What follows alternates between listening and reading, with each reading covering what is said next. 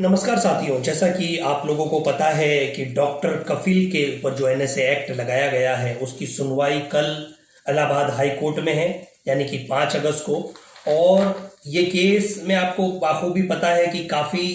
हर तारीख को date extend की जा रही है। कभी टेक्निकल रीज़न दिए जाते हैं, कभी डॉक्यूमेंट की कमियां बताई जाती हैं, कभी कोरोना वायरस का हवाला दिया जाता है। ऐसी बहुत सारी चीज़ें इसमें अटकलें पैदा की जा रही हैं, जबकि आपको पता है कि सुप्रीम कोर्ट का एक जजमेंट है और उसमें खुद सुप्रीम कोर्ट ने ये कहा है कि बेल देना एक नियम है और खारिज करना एक अपराध है। जहां तक आप इस तरीके से इलाहाबाद हाईकोर्ट से हमारी गुजारिश है, और वहां के जो जस्टिस हैं, ऑनरेबल जस्टिस मनोज मिश्रा, दीपक वर्मा की जो बेंच है, डिवीजन बेंच, ये सुनवाई करेगी। कोर्ट रूम नंबर 48 में ये मैटर है। और जैसे कि आपको पता है, रिट क्रिमिनल फाइल की गई थी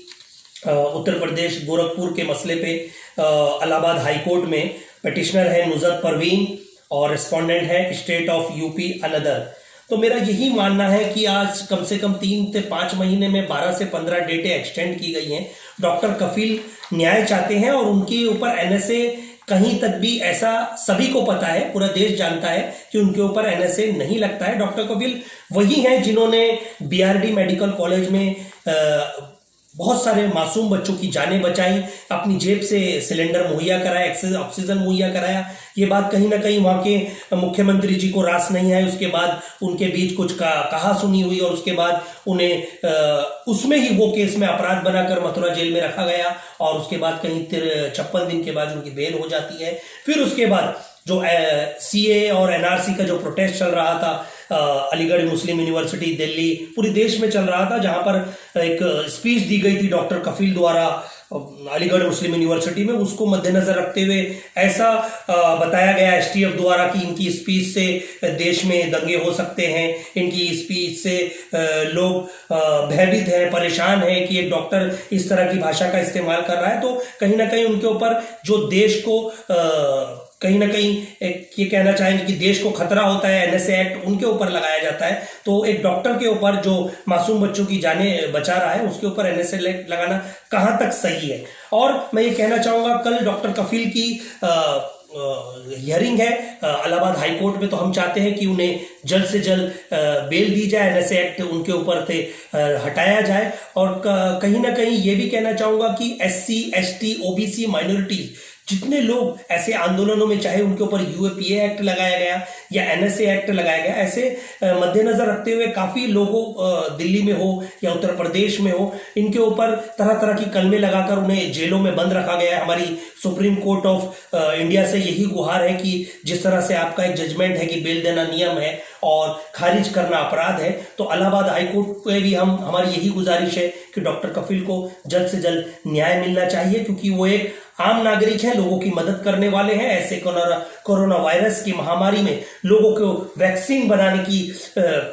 होड़ लगी हुई है, कभी रूस से खबर आ रही है, कभी अमेरिका से। तो मेरा यही मानना है कि डॉक्टर हो या वकील हो या सोशलिस्ट हो या एक्टिविस्ट हो या जर्नलिस्ट हो, जो लोग सच्चाई की आवाज उठा रहे हैं, उनके ऊपर कहीं ना कहीं ऐसे एक्ट लगा के डेमोक्रेसी का, लोकतंत्र की हत्या कर दी जा रही है, उनके सर कुचले जा रहे हैं और उन्हें जेल की सलाखों के पीछे बिना वजूल रख दिया जा रहा है, जिसके खिलाफ ये कहना चाहूंगा पूरे देश एक परेशान है। और इसकी आवाज यूएन तक में, इंटरनेशनल कोर्ट तक में ये आवाजें गई हैं। और कहीं ना कहीं ये देख के लग रहा है कि आने वाले वक्त में पूरा हिंदुस्तान इस ऐसी गलत तरीकों से कानून को हाथ में लेके गलत तरीके से एक आम इंसानों को फंसाने के लिए जो कार्रवाई की जा रही है, पूरे देश के सामाजिक कार्यकर्ता इसके लिए खड़े होकर आवाज उठा रहे हैं, चाहे वो सुप्रीम कोर्ट हो, हाई कोर्ट हो हर स्टेट में, या मेट्रोपॉलिटन कोर्ट हो। मेरी इलाहाबाद हाई कोर्ट के सभी जजों से, जो डिवीजन बेंच के जजेस हैं, जो इसमें ऑर्डर जिस स्टेज पे जो मैटर रखा हुआ है, जल्द से जल्द इसमें गुहार है कि इसमें ऑर्डर दें। और डॉक्टर कफील जो एक न्याय मांग रहे हैं, उनकी माँ, उनकी बेटी, उनकी वाइफ, उनके भाई जो दर दर की ठोकरें खा रहे हैं, और कहीं ना कहीं हर रोज एक नई तारीख दे दी जाती है एक नए कारण के साथ। तो मुझे अब लगता है कि जिस तरह से यह महामारी है, और उस जेल की कैपेसिटी आपको बताऊं, इलाहाबाद हाईकोर्ट में एक नॉर्मल जैसे बैरक में डॉक्टर कफील को रखा गया है, जहां पर मैं बताऊं जैसे 100 लोगों की रहने की क्षमता है, तो वहां 150 लोग रखे जा रहे हैं। और ये कहीं ना कहीं लोकतंत्र का एक हत्या कर दी जा रही है। कहीं ना कहीं हमारे वकील